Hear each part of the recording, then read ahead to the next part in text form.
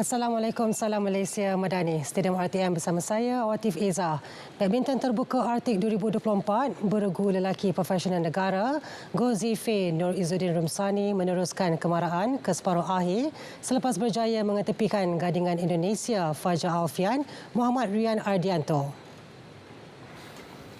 Dalam saingan suku akhir di Energia Arena, Vantaa, Finland, Zife Nur Izzuddin diheret beraksi hingga set penentuan sebelum menang 23-21, 19-21, 22-20. Gadingan ke-8 dunia itu akan berdepan pilihan utama dari China, Liang Weikeng, Wang Chang dalam pemburuan slot final. Turut melangkah ke separuh akhir, beregu campuran profesional negara Goh Sun Huat, Siwon Jimilai selepas menewaskan rakan senegara Ho Pangron, Cheng Su-yin 21-19, 21-15. Menanti mereka di pusingan 4 terakhir adalah pilihan kedua dari China, Jiang Zhenbang, Wei Yajin. Dalam satu lagi pertembungan, beregu wanita negara Pearly Tan Emtina juga lolos ke separuh akhir selepas menumpaskan satu lagi gandingan China, Chang Qinghui, Yang Qingtun 21-8, 21-18. Dalam pada itu, nasib berbeza buat pemenang pingat gangsa Olimpik Paris 2024, Li Zijia apabila tersingkir di suku akhir. Zijia tumpas 15-21, 21-13, 12-21 kepada pemain ranking ke-14 dunia dari Jepun, Koki Watanabe yang juga juara bertahan. Kekalahan itu adalah yang ketiganya di tangan Watanabe dengan sebelum ini tewas di pusingan terbuka China dan separuh akhir terbuka Switzerland tahun lalu. Projek naik taraf padang bola sepak stadium utama di 10 negeri bakal siap menjelang Jun 2025. Menurut Menteri Belia dan Sukan, Hana Yeoh, projek tersebut melibatkan kerja-kerja menaik taraf saliran dan penukaran rumput. Sekarang ini, kita minta mereka ambil serius kalau dah terima duit untuk menukar rumput, jangan kekal cow grass saja. Okey, mereka kena tukar. Ada yang kita dengar, ada yang tak nak tukar, nak kekalkan cow grass padahal telah terima duit. Ada juga yang telah menulis surat kepada kita untuk gunakan duit itu untuk naik taraf tandas. Okey, so perkara ini kita memang tidak akan benarkan. Dalam masa seminggu, minggu depan, kita akan hubungi mereka dan kalau mereka tidak berupaya untuk melaksanakan grant ini, kita akan tarik balik grant ini. Jelas beliau, kementerian bakal menarik semula peruntukan sekiranya pihak terlibat tidak menggunakan dana yang diberi mengikut persetujuan asal naik taraf. Selepas 2 kali perlawanan ditunda, aksi Liga Super antara Perak FC dan JDT dijadualkan semula pada 10 November depan.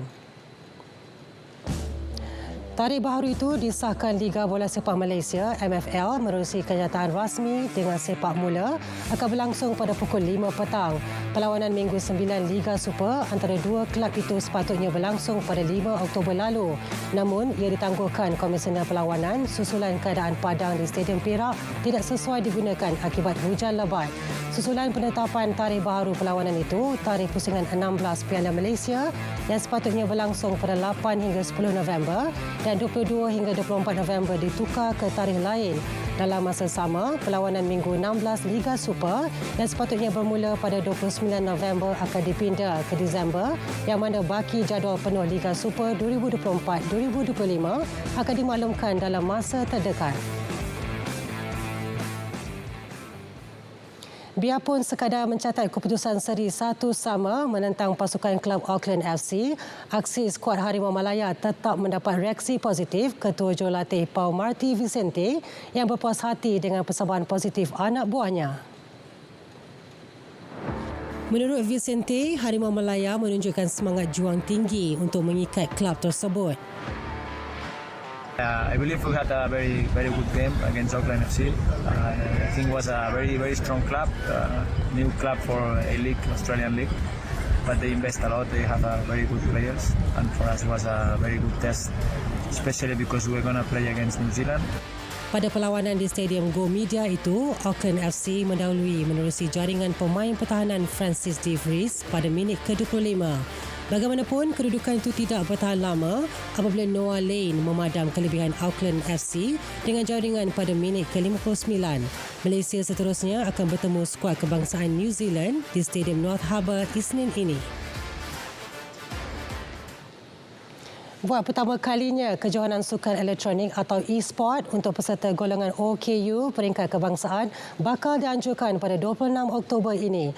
Objektif utamanya adalah mengetengahkan bakat-bakat baharu dalam industri e-sports negara.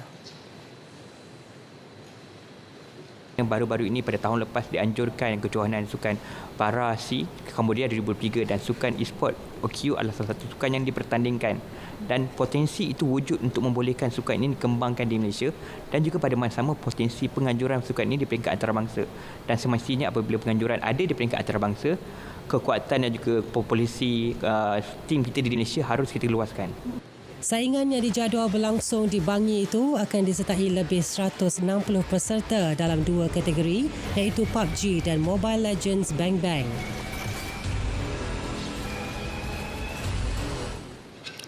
Seramai 1,800 atlet dari lebih 50 negara bakal berentak pada kejohanan Ironman 70.3 dan Ironman Malaysia di Langkawi hari ini.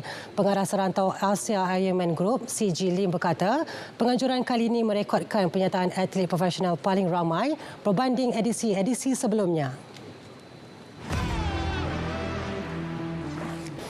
Terutamanya peserta pro atlet yang kita ada, lebih kurang 60 peserta. Paling ramai dari sejarah Ironman di Malaysia. Sebab kita pun ada bagi wang hadiah lebih kurang $100,000 kepada semua pemenang profesional.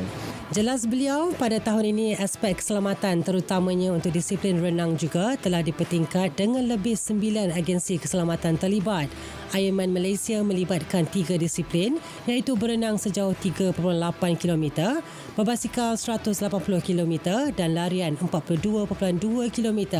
Manakala Ironman 70.3 turut melibatkan 3 disiplin tetapi dengan jarak lebih dekat iaitu berenang sejauh 1.9 km, berbasikal 90 km dan larian 21.1 km.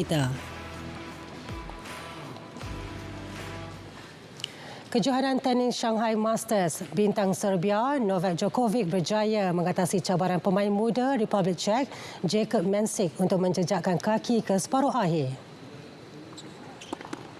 Djokovic bagaimanapun dikejutkan dengan kekalahan set pertama 6-7 kepada pemain berusia 19 tahun itu. Namun, juara 4 kali Shanghai Masters itu bangkit untuk mendominasi 2 set seterusnya dengan kemenangan mudah 6-1 dan 6-4. Pemain ranking keempat dunia itu akan berdepan Taylor Fritz di separuh akhir. Pemain Amerika Syarikat itu terdahulu menewaskan David Goffin pada satu lagi aksi suku akhir.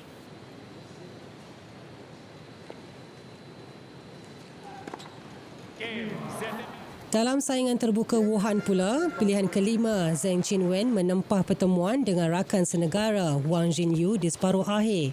Qinwen terdahulu menumpaskan wakil Itali Jasmine Paolini dalam pertarungan 3 set. Bermain di hadapan penyokong sendiri, Qinwen diberikan tentangan agak sengit sebelum menang 6-2, 3-6, 6-3. Zheng Yu pula dipaksa bekerja keras sebelum berjaya menundukkan Ekaterina Alexandrova dari Rusia juga dalam aksi 3 set. Tumpas set pertama 4-6, Zheng Yu berjaya bangkit untuk menang 7-5, 7-6 dalam perlawanan mendebarkan sekaligus mara ke separuh akhir.